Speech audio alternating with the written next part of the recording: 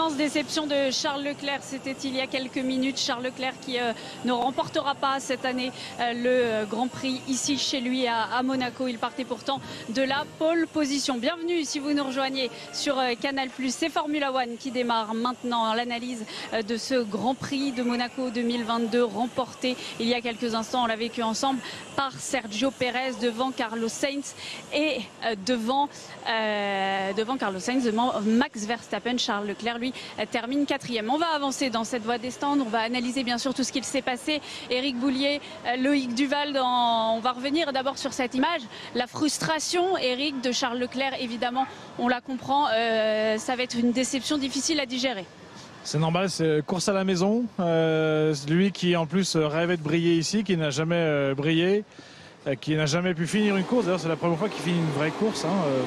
Et voilà, il avait construit un week-end d'une manière solide, premier dans toutes les séances, la pole position. Donc évidemment, la frustration est immense, surtout quand dans des conditions aussi difficiles, ça vient d'une erreur de communication entre les stands et lui. Et donc forcément, la pilule est dure à avaler, comme on dit. Loïc, on voit ces images, l'immense déception. Il est resté plusieurs minutes, Charles Leclerc, dans cette voiture avant d'en sortir. Oui, il essaie de digérer, voilà, au mieux cette frustration. On entendait Jacques parler un petit peu plus tôt en disant que la F1 c'était pas pour les tendres et que Ricciardo pouvait être vite remercié par McLaren. Là, je pense qu'à un moment donné aussi, il faut taper du poing sur la table aussi pour les pilotes, parce qu'en effet, rater des courses comme ça elles sont pas données parce que c'était une course compliquée et en effet il y a eu des changements de conditions qui ont fait que c'était plus compliqué que si c'était une course complètement sèche. Mais Ferrari ne doit jamais faire l'erreur. Avec ses deux pilotes, premier et deuxième, il ne doit jamais faire l'erreur. On va revenir là-dessus. Et justement, Charles Leclerc est avec vous. Laurent Dupin, une réaction très attendue, bien sûr. Charles, un résultat difficile à digérer, j'imagine. Qu'est-ce qui vous passe par la tête depuis ces dernières minutes? Dégoûté. J'ai fait tout ce qu'il fallait depuis le début de la course. Ce choix-là, on me l'avait demandé 4 tours avant et j'avais dit qu'on pouvait aller directement sur les slicks, mais c'était peut-être pas le moment tout de suite et attendre un petit peu. Bref, c'est comme ça. Par contre, il ne faut pas que ça arrive trop souvent dans une année parce qu'aujourd'hui, c'était, on avait tout pour gagner et on l'a foutu carrément à la poubelle, quoi. Donc ça fait mal, encore une fois, à la maison. La saison est longue, on a la performance pour récupérer, mais bon, on ne peut pas se permettre de faire des courses comme ça. J'imagine que vous allez débriefer avec l'équipe, mais comment expliquer de ne pas avoir tout de suite suivi et copié couvert Sainz ou ne pas avoir attendu comme Carlos de passer au slick directement? Écoutez, moi, dans des situations comme ça, c'est très compliqué. Moi, je disais bien sûr l'état de la piste. Après, c'est le team qui a pris la décision et je suis sûr qu'ils l'ont fait à ce moment-là en pensant que c'était la meilleure chose pour moi. Mais ça l'était clairement pas. Donc voilà. Je sais pas trop quoi dire là, honnêtement. C'est difficile à accepter, mais c'est comme ça. Et aujourd'hui, je ne pouvais rien faire de plus. Donc j'espère qu'on apprendra de cette erreur et que la prochaine fois, on prendra la bonne décision. Permettez-moi une dernière question. Vous entendiez aussi vous énerver dans la radio au moment du deuxième arrêt. C'est parce que Sainz était devant vous, vous perdez du temps et après vous avez compris que vous pourriez doubler personne. Ouais, je me suis énervé surtout parce que on m'a dit d'abord de m'arrêter. Ensuite, j'étais dans les stands et on me dit de rester dehors. Donc c'était quand même tout était super brouillon aujourd'hui. Donc il faut qu'on soit aussi bon ici qu'ailleurs. Et aujourd'hui, on n'était clairement pas. Donc ça va pas. Rien à vous reprocher, au moins vous avez fini le Grand Prix cette année, Charles. Ouais. Charles Leclerc, 4e donc de ce Grand Prix alors qu'il partait de la pole position. On vous le rappelle, c'est Sergio Pérez qui s'est imposé ici il y a quelques minutes. On va revoir justement tout ce qu'il s'est passé. Il en a parlé à l'instant. Charles Leclerc, ça s'est joué en plusieurs temps, en 2 temps. D'abord, c'est Sergio Pérez qui a été le premier, Loïc, à s'arrêter. Et puis 2 tours plus tard, Charles Leclerc, à son tour, s'est arrêté au 18e tour. Et à ce moment-là, déjà, Sergio Pérez lui passe devant. En effet, mais du coup, il y a 2 solutions là pour Ferrari. C'est soit vous prenez la décision de couvrir tout de suite Pérez, c'est-à-dire que le tour suivant, Charles doit rentrer et on part sur la même stratégie pneumatique et on le couvre. Ou sinon, vous prenez la décision de garder les deux voitures, les deux Ferrari en piste pour dire on va aller le plus loin possible, on va essayer d'aller jusqu'au slick et on aura toujours Carlo qui pourra être le tampon entre les Red Bull et Charles. Alors potentiellement en effet vous mettez un pilote sous pression, mais d'un autre côté vous pouvez vous sécuriser la victoire. Voilà, je pense que c'était là qu'il fallait jouer la stratégie. Ils n'ont pas fait ce choix là. Aujourd'hui malheureusement Red Bull a été meilleur. Et on revoit bien sûr tout cela en palette. Éric Boulier, ancien patron d'écurie, est-ce que Ferrari fait une erreur à ce moment-là? Ferrari fait une erreur clairement. Pour moi c'était très clair, il fallait couvrir Pérez. On ne prend pas le risque à Monaco. Quand on passe déjà toutes ces séances à étudier la dégradation des pneus, l'usure des pneus et autres, on peut imaginer jouer très légèrement avec la stratégie dans des conditions comme ça où ça sèche, on ne sait pas ce qui va se passer, on ne sait pas s'il va pleuvoir, personne ne sait. Donc là-dessus, il y a pour moi, il y a zéro excuse à Ferrari. Il fallait couvrir Pérez. On l'a dit, ça s'est passé en 2 temps. On est au tour 22, cette fois-ci Éric Boulier. Et là, c'est le double arrêt Ferrari, puis double arrêt Red Bull. Et là, c'est la deuxième erreur pour les Ferrari dans ce Grand Prix.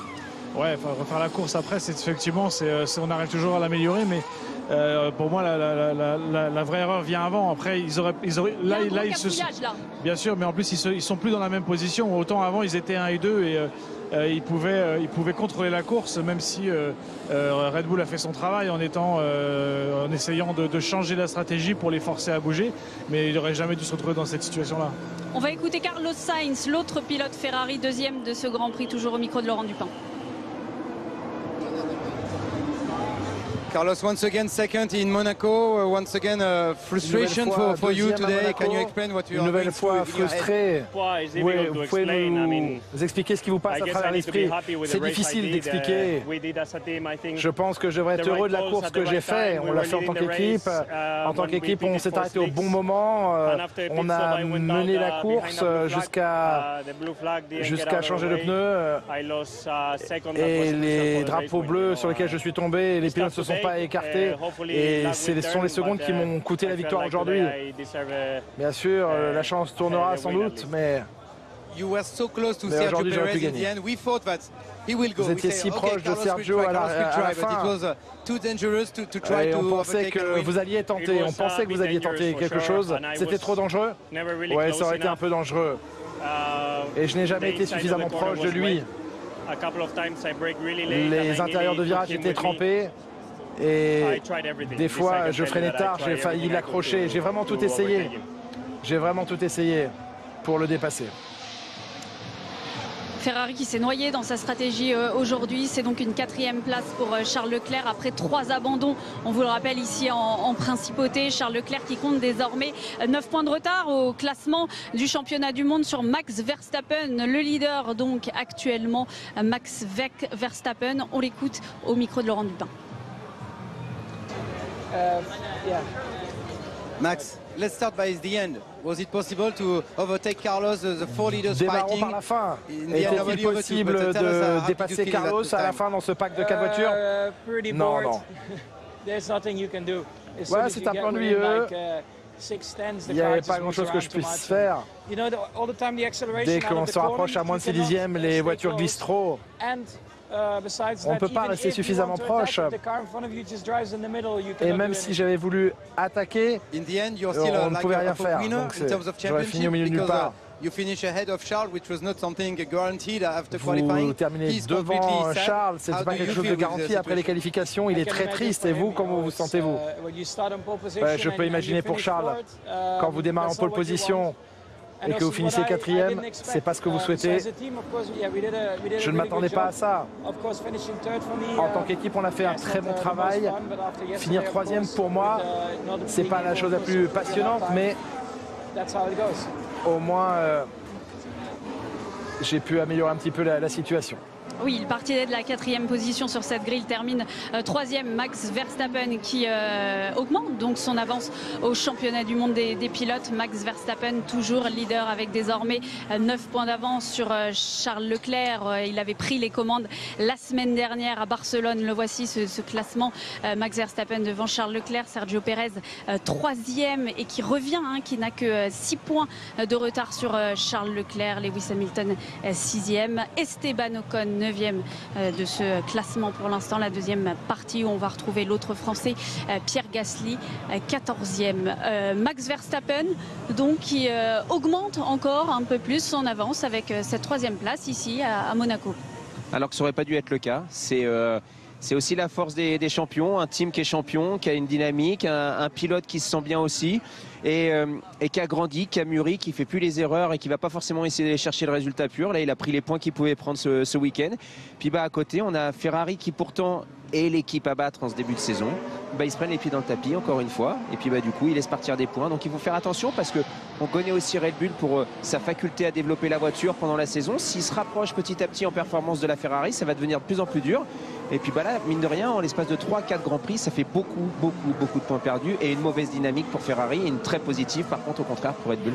Ça fait 3 victoires sur les 4 derniers Grands Prix ici à Monaco pour Red Bull. Éric Boulier, les très bons coups de l'écurie autrichienne aujourd'hui à Monaco avec donc cette 3e place, on vient d'en parler pour Max Verstappen et puis cette victoire de Sergio Pérez qui a résisté jusqu'au bout. Ouais, puis on voit d'ailleurs, on le voit au classement. Sergio est 3e avec 110 points. Il est que 15 points derrière Max. Donc il est là, il est régulier, il est toujours aux avant-postes. C'est la raison pour laquelle il a été confirmé d'ailleurs chez Red Bull parce que c'est un pilote qui est plutôt un finisseur, on va dire, plutôt qu'un flambeur, si je peux me permettre. Mais c'est un très bon aujourd'hui deuxième pilote et qui assiste bien Max et l'écurie dans la récolte de points et qui s'envole au classement des constructeurs. Sergio Pérez félicité par tous les autres pilotes. On vient de voir ces images par Ricciardo, notamment vainqueur ici en 2018. La réaction du vainqueur du jour. Félicitations Checo for this win in Monaco. But were you scared in the end because you had like 3 very fast guys just in your mirrors? How was it à l'arrivée, avant l'arrivée, parce que vous avez 3 pilotes très rapides derrière vous. Comment se sont passés ces derniers tours? Oui, ça a rendu les choses un petit peu plus compliquées pour la fin avec Sainz juste derrière moi. Bon, ils n'ont sans doute pas géré la course comme ils le devaient chez Ferrari, mais bon, c'était un petit peu compliqué. C'était juste important pour moi de ne pas faire d'erreur. Le graining s'est nettoyé au fur et à mesure et ça allait mieux sur la fin. Vous avez fait tout ce qu'il fallait. Sans doute que Ferrari a fait les choses de travers. Quel a été le moment décisif pour vous? C'est comme ça que se déroulent ces courses. Notre équipe ne craque jamais sous la pression. Ils ont fait les bons appels, les bonnes stratégies et on méritait la victoire aujourd'hui. La piscine maintenant? Oui, la piscine. Et on s'est déplacé dans cette voie des stands. On est devant chez Alpine pour parler. On s'est déplacé donc dans cette voie des stands. On est devant chez Alpine pour parler un petit peu d'Esteban Ocon. Esteban Ocon 12e. Il partait de la 10e position sur la grille de départ. Esteban Ocon qui a été pénalisé, Loïc, de 5 secondes pour un accrochage. On va le revoir. On va le revoir d'abord en plan large, comme vous l'avez vu à la télévision, un accrochage avec Lewis Hamilton. Et puis après, on va le revoir en caméra embarquée. Des images qu'on n'avait pas vues depuis l'arrière, donc dans le casque d'Esteban Ocon. Oui, alors bon, on se posait la question, on a entendu Jacques aussi en parler un petit peu, bon lui n'est pas du tout d'accord. On se pose la question en effet de savoir si c'était vraiment pour ça au départ, les 5 secondes de pénalité. C'est un peu compliqué parce qu'on est sur une piste en fait qui est séchante, donc l'intérieur de la piste est très humide. Il y a une différence de pneumatique, je pense que Esteban est en pluie alors que Lewis a mis les inters, donc il y a plus de performance mais l'intérieur est mouillé. Bon, pour moi où c'est un peu plus chaud, voilà, c'est sur la première partie en fait du freinage où le déplacement il est un petit peu tardif. Après, sur l'image précédente qu'on a vue, bon, je pense qu'il n'y a pas grand-chose. Donc voilà, ça reste un fait de course. Il faut attention, encore une fois, et on le dit souvent, de ne pas bouger dans la zone de freinage. Mais sur les premières images, il n'y a pas grand-chose à dire. Fernando Alonso 7e, Esteban Ocon 12e, donc après ces 5 secondes de pénalité. On écoute le pilote français. Esteban, vous avez fait une course brillante, vous étiez dans les points, cette pénalité de 5 secondes vous exclut de la zone des points. Quelle est votre réaction? Avez-vous revu les images? Ouais, j'ai été revoir les images, on a été revoir les commissaires aussi pour avoir une explication parce que c'est illogique, ça n'a aucun sens. Donc, ils nous ont dit qu'il y avait une nouvelle règle en place, que quand il y avait une voiture à l'intérieur, si ça touchait, c'était celui qui se faisait attaquer qui prenait la pénalité. Ça aurait été l'année dernière, ça aurait été un incident de course. Ils ont dit que là, ça avait changé, mais qu'eux non plus n'étaient pas contents avec les règles. Donc je comprends pas trop, honnêtement. Mais bon, ça ruine complètement le week-end et voilà, on aurait pu rester à la maison ce week-end. Sachez que nous non plus sur Canal, Julien et Jacques ont bien dit qu'ils ne comprenaient pas la sanction, qu'elle aurait dû plutôt être inversée. Comment ça s'est passé? À un moment aussi, Fernando semblait ralentir. Il y avait une sorte de stratégie pour vous aider, vous, à créer cet écart de 5 secondes? Non, il n'y avait pas vraiment de stratégie. On essaierait de gérer les pneus au mieux pour pas dégrader sur la fin. Et une fois que j'ai eu les 5 secondes, Fernando après a poussé fort pour essayer qu'Hamilton aille un peu plus vite parce qu'il était assez lent cette course-là. Donc les autres sont revenus derrière et du coup on sort des points, on n'a pas pu créer l'avantage qu'on ait pu. Donc c'est dur à avaler ce week-end. La déception, on la comprend, d'Esteban Ocon, donc qui ne termine pas dans les points alors qu'il partait, on vous le rappelle, de la 10e position. On va écouter l'autre protagoniste dans cette affaire, c'est Lewis Hamilton. Lewis, what a very special, entertaining race from the outside, but Lewis, you, it was like being stuck behind course an très Alpine all race divertissante. long. De l'extérieur, c'était intéressant, mais de votre position, vous avez été très longtemps bloqué derrière une Alpine. C'est toujours comme ça, Monaco. C'est le train en permanence ici. Comment vous avez géré cette situation changeante des reports? Ça a été simple. Franchement, c'était simple cet après-midi. Je pensais que la pluie rendrait les choses un petit peu plus excitantes, mais j'étais bloqué derrière des voitures. Comment vous jugeriez ce début de saison? L'un des pires pour moi. On va voir où se situe Mercedes donc après 7 Grands Prix. Mercedes 3e au classement constructeur. On les découvre ce classement après ce Grand Prix de Monaco. Red Bull toujours devant avec 235 points. Ferrari juste derrière non, un peu plus loin. 36 points de retard pour Ferrari. Vous le voyez, Alpine, on en a parlé il y a quelques instants, 6e, et puis AlphaTauri derrière 7e avec 17 points devant les As. Ça a été une journée compliquée pour l'écurie As avec, on va le revoir, cette crash, cette énorme frayeur, Eric Boulier, pour Mick Schumacher. C'était à quelques mètres là seulement de là où on se trouve. On a eu très peur quand on voit l'état de la voiture coupée en deux. C'est toujours impressionnant. Après, les voitures sont conçues justement avec des cellules d'absorption d'énergie, ce qu'on appelle, et notamment l'entretoise moteur boîte en est une. Et c'est vrai que quand on regarde, il perd la voiture, donc c'est quand même à haute vitesse, et il se trouve que il tape l'arrière et en latéral pur, et donc ça casse cette entretoise. Donc c'est impressionnant, mais pas forcément dangereux, si je peux me permettre ça. On la revoit cette image, évidemment. On a eu très peur. On va continuer, on va enchaîner. Loïc, vous vouliez réagir? Christian Horner est avec Amandine Moraim. What a race. Could you expect that? No, I didn't expect that at all. I mean, the Ferrari was so strong this weekend. But it just Vous attendiez à ça? Non, je ne m'attendais pas à ça. Les Ferrari ont été très solides ce week-end. Et on n'a jamais lâché. On a déployé une bonne stratégie aujourd'hui. Et nos pilotes ont fait du très beau travail. Checo est passé aux intermédiaires d'une manière sensationnelle. L'équipe a fait un double pit stop et une grande performance aujourd'hui. Vous avez gagné quand Ferrari a perdu.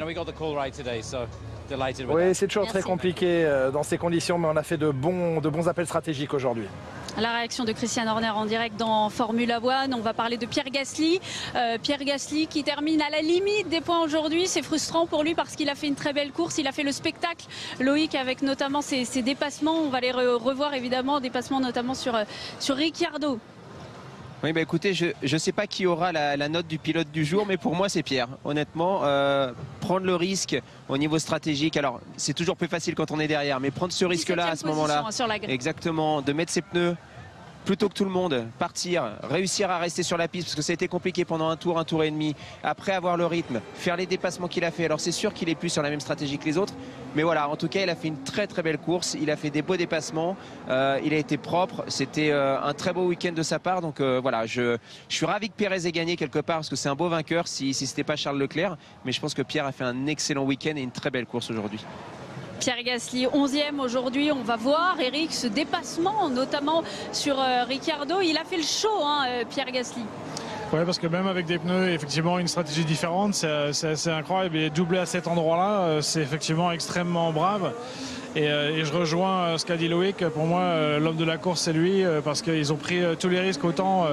Autant ils se sont loupés l'équipe en Q1, autant là, en course, ils ont joué un coup et ça a très bien marché. Mais Pierre a surtout été brillant. Loïc, on dit toujours ici, surtout à Monaco, qu'il faut être deux pour un beau dépassement et que le dépassé se laisse un peu faire. Oui, bien sûr, c'est sûr. Après, il faut être relativement intelligent. Je pense que là, la Toro Rosso devait être énorme dans les rétros de Daniel Ricciardo. L'Alphatori. L'Alphatori, pardon, excusez-moi. Et donc oui, en effet, c'est sûr que là, il y a un moment donné, il faut lâcher un petit peu. Mais je pense que, vous voyez, quand vous avez vos pneumatiques, les pneus pluie qui commencent à se dégrader un petit peu et que vous avez vraiment plus de rythme, vous arrivez à faire la différence. Si le pilote à côté de vous est intelligent, ça fait quand même un beau dépassement dans les rues de Monaco. Et on a envie d'entendre la réaction de Pierre Gasly. Il est au micro de Laurent Dupin. Pierre, bravo pour le spectacle en début de course sous la pluie. Vous avez prouvé qu'on pouvait doubler à Monaco. Comment vous avez vécu ce début de course? Honnêtement, je dois dire qu'on n'avait rien à perdre. C'est sûr qu'au premier tour, j'ai décidé de piter parce que ça ne servait à rien de rester sur la même stratégie que les autres. Au début, c'était extrêmement compliqué dans ces conditions-là.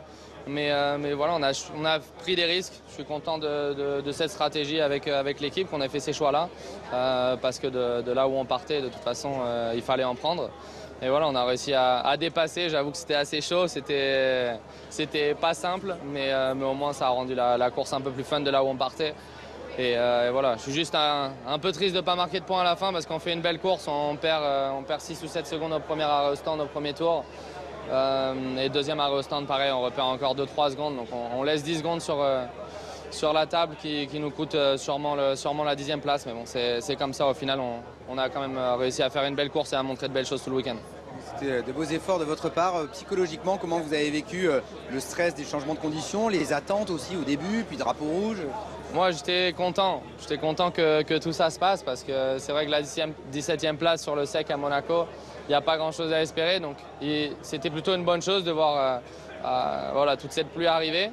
Et non, ça a été une course bien, honnêtement. De là où on partait, on a fait tout ce qu'il fallait. Après, on a montré de très belles choses en free practice. On était toujours devant, on a monté beaucoup de vitesse. Je suis juste très déçu pour hier, voilà, qu'on ait fait ces erreurs. Et il va falloir rectifier ça parce qu'on a la performance pour... clairement, ce week-end, on avait la performance pour faire de plus belles choses. Et on a avancé dans cette voie des stands, on est juste devant Ferrari, juste devant chez Red Bull, alors que ça s'agite évidemment après ce Grand Prix de Monaco. On a entendu la satisfaction tout de même de Pierre Gasly. Le sentiment doit être bien différent pour Mattia Binotto. On l'écoute. Mattia, je ne sais pas si vous avez eu l'occasion de parler à Charles, mais peut-être qu'est-ce que vous auriez envie de lui dire ou qu'est-ce que vous lui avez dit? Et au fait, non, pas encore, si ce n'est pas sur la radio, dans le tour de rentrée après la course. Ben, tout d'abord, oui, je sais qu'il n'est pas content. C'est normal qu'il ne soit pas content. Personne chez Ferrari aujourd'hui est content. On a fait des erreurs. On a fait des erreurs de choix de stratégie qui nous a compté une victoire. Et pour lui, enfin, quand tu es premier et tu te retrouves quatrième, c'est évident qu'il y a quelque chose qui n'a pas bien marché. Ceci dit, je pense que ce n'était pas facile de juger. Je crois que la vitesse des intermediates nous ont surpris. Donc peut-être qu'on on aurait dû rentrer un tour avant avec Charles ou carrément rester dehors, protéger la position sur Max et à la limite aller directement sur les pneus pour conditions sèches. Donc on va revoir pourquoi on a mal jugé à ce moment-là, qu'est-ce qui s'est passé. On a eu un peu de malchance également avec le trafic. Je crois que Charles a trouvé beaucoup de trafic avec Albon, presque un tour entier derrière, qui lui a fait perdre du temps sur Max. Même Carlos a trouvé du trafic avec Latifi. Je crois que ça lui a fait perdre la victoire au fait aujourd'hui. Enfin, plein de petits événements qui ne nous ont pas facilité. Je crois qu'en plus, il y a la ligne jaune à la sortie de la pit lane. Pour nous, c'est pas clair ce qui s'est passé. Pourquoi les deux Red Bull été sur la ligne jaune, alors que le race director notes disent clairement qu'il faut rester à droite. Donc ce genre d'explication, quand on s'attend de faillir, parce que pour nous, c'est pas clair. Comment, en tant que patron d'écurie, vous allez remettre tout le monde dans le bon sens pour tout de suite réagir dès la prochaine course et ne pas ruminer ça et l'abandon de Barcelone? Mais je ne crois pas qu'on va ruminer, je crois que l'équipe est très unie. Et déjà maintenant, je crois que tout le monde est triste et pas content pour ce qui s'est passé. Mais on a tous envie de se refaire au plus vite. Donc je crois qu'on veut leur démontrer à tout le monde qu'on est quand même capable de faire mieux de ce qu'on a fait aujourd'hui. Ce qui s'est passé va nous servir pour apprendre, pour progresser et s'améliorer. Donc l'esprit est correct. Je ne crois pas que les personnes vont commencer à ruminer. Au contraire, ils vont s'appliquer pour faire mieux. Merci beaucoup. Vous, l'ancien patron d'écurie Eric Boulier, c'est jamais simple, évidemment, dans ces moments-là, de se retrouver dans la position de Mattia Binotto. C'est surtout jamais simple de devoir répondre à un journaliste ou une journaliste après une course comme ça, effectivement. Mattia est assez doué pour ça, je dois dire. Il a bien noyé le poisson. Mais bon, c'est normal. Il doit aussi protéger son équipe et ce sont des ajustements. Ce sont... c'est pas acceptable à ce niveau-là, mais c'est quand même des erreurs. Il faut peaufiner encore un peu l'équipe. Il y a des prises de décision. Je pense que j'ai connu ça, beaucoup d'ingénieurs, beaucoup de process. Et quand il pleut, on se perd un peu dans le système. Comme on disait avec Loïc tout à l'heure, il nous faudrait les vieux à l'ancienne qui vous regardent le temps et qui vous disent là, il faut s'arrêter ou pas. Mais il faut rester sur des principes simples et les principes simples doivent prendre priorité sur les process d'ingénierie. Sinon, on se retrouve à avoir des situations comme ça qui ne sont pas acceptables au final. Alors que la musique est très forte dans le garage Red Bull à cette heure-ci ici à Monaco. Loïc, on se trouve juste devant les pneus de Sergio Pérez, le vainqueur du jour. Oui, en effet, ça démonte tout. On voit tout le monde qui passe à droite et à gauche. On ramène les pneus chez Pirelli. On s'affaire à démonter les box. Et puis là, vous avez les pneus qui auraient dû rouler logiquement aujourd'hui. Mais voilà, on peut sentir qu'ils étaient sous préparation. Ça se fait chauffer à peu près aux alentours des 100 degrés. Là, ils sont encore très très très chauds. Les pneus pluie, ils le sont également un petit peu moins. Ne vous brûlez pas. Mais non, écoutez, ceux-là, ils sont tout neufs. Ils n'ont pas roulé, donc on est tranquille. Mais oui, en effet, voilà, c'est les pneus qui auraient dû rouler. Il y avait les pneus tendres, très certainement, et les médiums. Ils ont mis les pneus les plus durs après le drapeau rouge pour pouvoir faire la distance nécessaire. Mais voilà, ils devaient être sur la voiture logiquement aujourd'hui. On voit cette image, Eric, il les a fait souffrir ces pneus. Oui, parce que c'est quand même, quand on a en plus des changements de température extrêmes comme aujourd'hui, il a fait chaud, il a fait beau, ensuite il a plu, la piste est complètement savonnée, et le grip est très compliqué et il faut rappeler que Monaco c'est avec beaucoup de dévers, ce qui fait que sur certains virages effectivement on a tendance à avoir du lock-up. Il a fait chaud, il a fait beau, vous venez de dire Eric, il s'est passé plein de choses dans ce Grand Prix de Monaco. Julien Febvre, c'est vous qui nous l'avez fait vivre. On a l'habitude, parfois, souvent, on s'ennuie ici à Monaco. Ça n'a pas du tout été le cas aujourd'hui. On a eu droit à un immense spectacle. On est passé par toutes les émotions ce week-end, certaines phases de Grand Prix un peu moins intéressantes, mais on a quand même vécu de grands moments ici aujourd'hui, avec d'abord la pluie qui est venue complètement perturber le début de course. Il y a même eu des soucis pour la FIA avec les inondations qu'ont créé ces grosses averses, et puis finalement le spectacle que l'on espérait avoir sous la pluie dans un premier temps, qu'il a fallu gérer. Charles Leclerc semblait parfaitement en maîtrise, il était en maîtrise d'ailleurs de son pilotage, quelles qu'aient été les conditions sur le sec depuis le début du week-end et sous la pluie aujourd'hui. Il avait l'avantage de la visibilité en début de course sous la pluie en étant en tête du Grand Prix. Il a fallu faire des choix stratégiques après qui n'ont pas payé pour la Scuderia Ferrari. Ils se sont trompés. Mattia Binotto le reconnaît au nom de son écurie. Des frayeurs aussi pour certains pilotes dès qu'ils se sont un peu écartés de la trajectoire. On voit la difficulté de la visibilité dans ces conditions particulièrement difficiles, mais deux Ferrari en tête du Grand Prix à Monaco devant deux Red Bull, ça laissait présager d'une domination de la Scuderia. Il n'en a rien été. Encore une fois, on n'écrit pas en Formule 1 le scénario avant de l'avoir vécu. Et regardez, on est juste devant la voiture du vainqueur du jour, Sergio Pérez. Sergio Pérez, grand gagnant aujourd'hui à Monaco. La note de ce Grand Prix, on vient de le dire, il s'est passé beaucoup de choses, on est passé par toutes les émotions et pourtant 12,4 aujourd'hui pour ce Grand Prix de Monaco. On a dû avoir des fans de Charles Leclerc qui ont voté aujourd'hui, messieurs, sur MyCanal. Une réaction encore dans Formula One. Fernando Alonso, 7e aujourd'hui. Fernando, 7e et une course bizarre pendant longtemps. Vous avez ralenti Hamilton. Enfin, qu'est-ce que vous étiez en train de faire? Il y avait un problème? No, I mean we had like 33 laps on the soft tires, on the yellow tires to finish on the race. avait beaucoup de tours effectués pour finir la course sur des pneus médiums. Donc il fallait faire très attention aux pneus sur les premiers 10 tours. Après la relance, évidemment, Hamilton était beaucoup plus rapide que moi, mais à Monaco, vous ne pouvez pas dépasser. Et dans les derniers tours, on a juste essayé de créer l'écart parce que Esteban avait une pénalité. Mais ça n'était plus le moment d'attaquer. C'est un des grands prix les plus compliqués que vous avez vécu à Monaco. Oui, je le pense, parce qu'on est passé par tous les types de conditions. Des conditions absolument impossibles pour une course au début. Et puis on est passé des extrêmes aux intermédiaires, aux slicks. Donc il était très simple de commettre une erreur vraiment difficile aujourd'hui cette course. 341e Grand Prix pour Fernando Alonso ici à Monaco. Vous le connaissez très bien, vous avez été son patron. Inoxydable Fernando Alonso quand la course est difficile. Il est toujours là, il est 7e aujourd'hui. Il est assez unique dans le paysage des pilotes. En fait, c'est quelqu'un qui vit sa passion, qui vit pour la course. Et ça fait 112 ans que ça dure, quoi. Il ne change pas.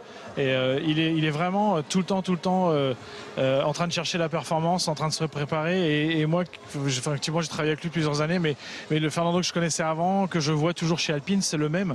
Il ne lâche rien. Rien. Et il travaille pour l'équipe comme on l'a vu aujourd'hui. Et on vient de voir cette image, Loïc, il y a quelques instants. Adrian Newey, le directeur technique de Red Bull, qui à quelques mètres de nous inspecte la Ferrari. Oui, écoutez, c'est un des grands de la technique de la Formule 1. Et puis forcément, il sait que la Ferrari est très performante. Et donc voilà, on essaie de voir les choses... des choses de plus près, on essaie de distinguer ce qui peut fonctionner ou pas fonctionner, ce qu'on pourrait potentiellement faire, des bonnes idées. Voilà, alors un ingénieur reste un ingénieur, hein, c'est-à-dire que lui il a toujours raison, il va adapter les choses, mais en tout cas, voilà, il est toujours ouvert à regarder un petit peu ce qui se passe chez les autres pour essayer de potentiellement apprendre des choses. Merci beaucoup, messieurs. On va se quitter là-dessus. C'est la fin de ce Formula One.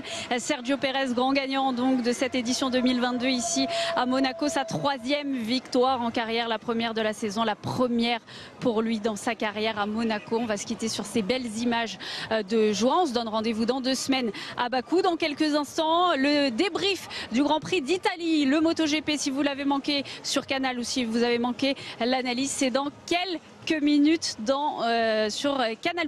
Donc merci beaucoup messieurs, un grand merci à Julien Febvre, Jacques Villeneuve et Laurent Dupin également, toutes les équipes Canal présentes ici, toutes les équipes techniques, les équipes à Paris également autour de Dominique Sidiropoulos. On se retrouve donc à Bakou dans 2 semaines. Tout de suite le débrief du Grand Prix d'Italie au Mugello, ne bougez pas.